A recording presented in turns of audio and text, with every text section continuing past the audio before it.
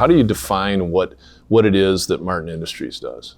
Well, that's a very good question, and I'll try not to drag that out too long, but basically we try to make no-till farming work for our own purposes and our own operations, and then see a need for some of our innovations across the country and even into other countries. So we focus on designing planter attachments specifically for no-till use that will improve farmers' yields and stands and whatnot.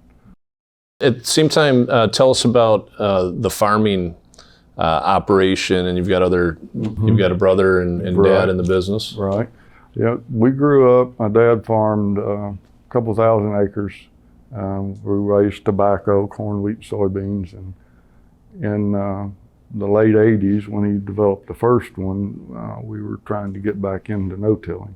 So my brother and dad and I kind of worked together on this, and then later on my sister, who was a teacher, she came over to run the office after things kind of took off some. So it's been a family involvement from the get-go, and my mom even, when we were filling orders during the rush time, after the UPS truck comes by and picks up, we would still be filling orders and taking calls. So she had a deal worked out with the local hub where she would just show up in her truck and just back in, and anything we had packed after they picked up, they would just unload it. She didn't have to handle the packages. So it's been a true family organization from day one.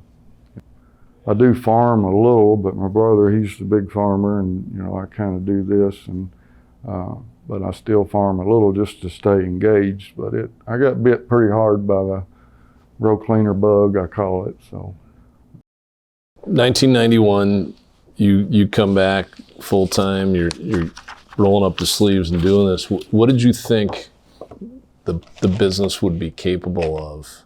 What was your dream at that point? I never saw it where it's at. We started out just trying to save the market for it because we wanted at least a few people to see one that worked. It wasn't until probably around 99 or 2000 that I ever considered spending any significant money like on a building or something.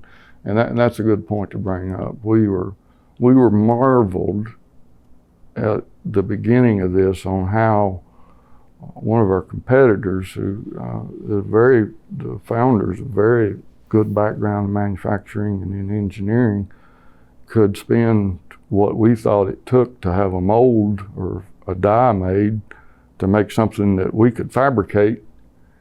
And it may not have been as pretty, but we didn't have that money tied up in that mold. We didn't have any money to tie up in a mold or a die. So we're hard tooling, having other shops build fixtures and dies, that was out of the way. I did all that.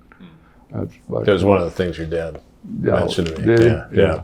So keeping our costs down, and we've built all of that, and it's not until we switched over to some castings in the last 10 or 15 years that we paid for any mold. I made a mold for one of our aluminum parts, and the plant next door, who I did work for, they ran it, and they kind of told me what they wanted out of the mold, and so that was our first one, but I didn't pay for it. I made it myself. But the volumes that we're at now, you just can't not, do some of that. So, for someone who doesn't know Howard, how would you describe your dad, his business personality, what the employees see? Tell us a little bit of it. Look into his world. He's very humble. No end to how much you can accomplish if you don't mind who gets the credit. It's always bragged on Mr. Keaton for being an encourager. Always bragged on Harry Young for being an inspiration. I'd find anybody, when I made any kind of talk about anything regarding this business, that I could brag on except myself. He's a man of few words, and when he says something, you very well take it for the gospel, and He expects the men, you know, that work for him to have a certain attitude about their work and care about what they do. Some of the farm hands I've heard say that when I was a kid, they were his helpers, you know, and I was talking to one of them just a while back, and he said, you know, your dad was the best man I ever worked for, and he'd been a farmhand his whole life. And he said he would always do more of the work than me. Like if it was a physical job, Dad wasn't one to stand to the side and point. He's not a pointer, he's a doer. And I get some of that from him. Now, if you ask my wife, she's going to tell you something different altogether. But he's a doer, he's a hands-on, and I have just a tremendous amount of respect for him. Interesting, and you talked about this earlier, your dad Howard wasn't really a manufacturing guy, he was just a farmer with an inventive mind. And yes, a very, very creative, inventive mind. I mean, I just seeing back, I took for granted, you know, how his mind worked, and was always trying stuff different, unconventional, you know.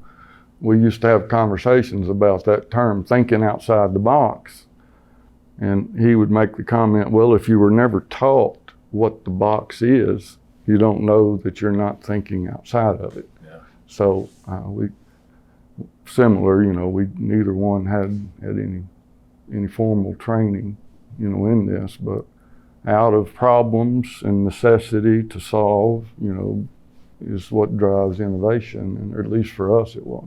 He got this thing going. He said, are you ready to do this with me? Yeah, Is it pretty that kind much, of conversation? Yeah, that's kind of what it was. I mean, that's his way of telling me we're going to do it. But, you know, but he, yes, that was what come up. And do you remember that conversation? I do. Yeah. I do. Tell us about it. Yeah, well, we were stripping tobacco. We were still raising tobacco. So that's what we would do after that job, or after I quit that was back full time. So we were in there stripping tobacco, and he's telling me about what he saw and what he thinks we need to do, and you know, want to know if I was interested. And I'm like, yeah, I was definitely down for that, and my brother too. You know, it just, people have different talents. The road I was supposed to take. So he was lucky that he had a son who was gifted in this design and manufacturing side, right? You know, you said that, I didn't, and no, I feel like I had a great teacher and someone to learn from, and I just, it's like I said it before, it's what I was born to do. You know, I can't imagine myself doing anything else. Yeah. You know, one of the things he drove into me, and you know, kids, when they get a little bit of success maybe, or in my case, we get to thinking we know more than our parents do, you know. Funny how that works. Yeah.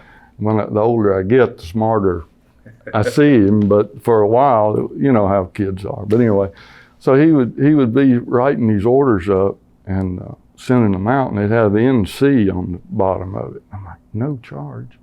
You know, and we'd go fuss at him and say, damn, why are you giving these parts away? And he would say it over and over again until it finally stuck in me. He said, I do not want anybody to buy my parts, and for whatever reason, they can't make it work, and they go to the coffee shop and they complain. He said, so we're going to warranty them, even in some cases if they're out of warranty, and if they can't make it work for whatever reason, and that includes in some cases me driving all night to get to Western Iowa to help a guy who our product's not working out for, we'll exhaust our resources, and then we'll just write him a check. And that was hard for me when we were struggling financially to understand, but that built our name. Word got out fast on that, I take it. Yeah, we've always known we would never be the top guy, and we're okay with that, but we want to be the best, you know, and I think in a lot of situations, not all, that we have that name, you know, with our product. So, and that's something that's always been real important to me. I make the joke that if I can't do it right, I'm not going to try. You know, and it gets frustrating with people around me because I have trouble finally signing off and saying, okay, that's close enough or that's good enough. I've taken that approach to this, and things that we learned about how much you can intersect and when that's good and when that's not, you know. And at first glance, it's a simple attachment, but there's a lot of ways you can screw that thing up, you know, and it's through the trial and error ordeal. So I look to the short lines for the innovation because they have to innovate to survive. And full line equipment makers, primarily with their vast market and tremendous overhead, they have to find something that's kind of between, that'll cover a lot of area and have a huge volume. So they can't chase after these little ideas.